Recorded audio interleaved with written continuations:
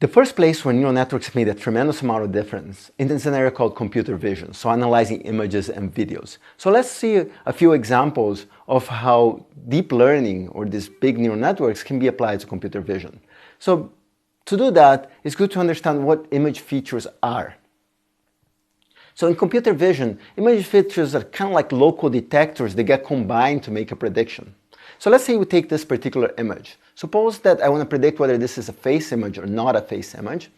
I run a detector, let's say a nose detector, eye detector, another eye detector, a mouth detector, and if all of these fire, you can do an AND using a little neural network, you can say this is a face, and that's our prediction.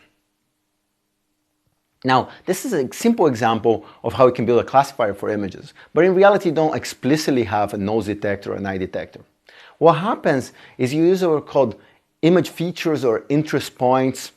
There's various names for this, but they really try to find local image segments, patches that are really distinctive. So maybe they'll find a corner and around the eye, maybe the corner around the nose. So if you have lots of these corner detectors, a face is comprised of corner detector firings at places around the eye, the mouth, and both eyes. And if enough of these fire in a particular pattern, you discover that you have a face. So this is how computer vision typically works. This is how classification works. Of course, there's more general models and more complex ones, but this is kind of the basic idea. For years, these types of local detectors or local features are built by hand. A very popular one was called SIFT features, and this really transformed the area of computer vision because they were really quite applicable and quite cool.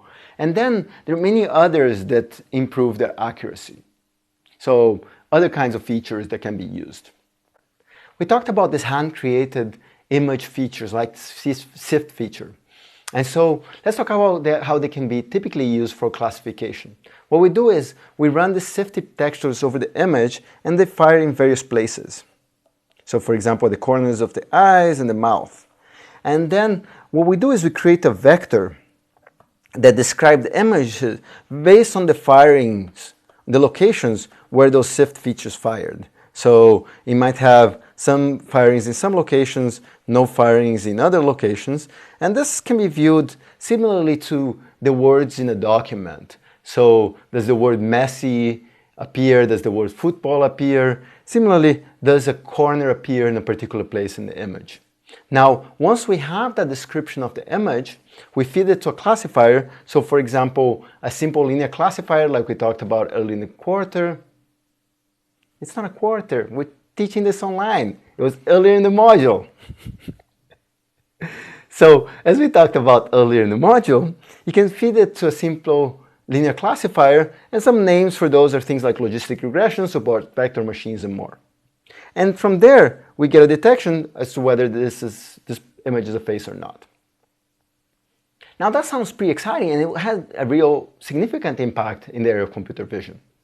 The challenge, though, is that creating this hand-built image features was a really complicated process and required several PhD theses to be done well.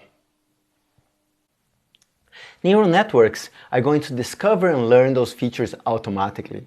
Let me give you an example of that. Suppose I give you this input image and I run it through a 3-layer neural network before making a prediction. Typically what happens is that you learn local feature detectors. They're like SIFT, but at different levels, different layers. And these detectors that you learn, they detect different things, different properties of the image at different levels. So at the first layer, you might learn detectors that look kind of like these little patches, which really react to things like diagonal edges. So this first detector here is all about capturing diagonal edges. The center one is about capturing diagonal edges in the other direction. And the last one here is about capturing transitions in color from dark to green. Now, if we look at the next layer, you're combining this diagonal edge detectors and so on into some kind of more complex detectors. So for example, we discovered this wiggly line and pattern detectors in the layer. You also discover this kind of detectors that react to corners. They tend to detect corners in the images. And at the final layers, you come up with detectors that are even more complicated. So for a variety of images, you might end up with things that react to torsos and faces, or maybe if you have a bigger data set, even to these images of here, which are they fire up with images of corals.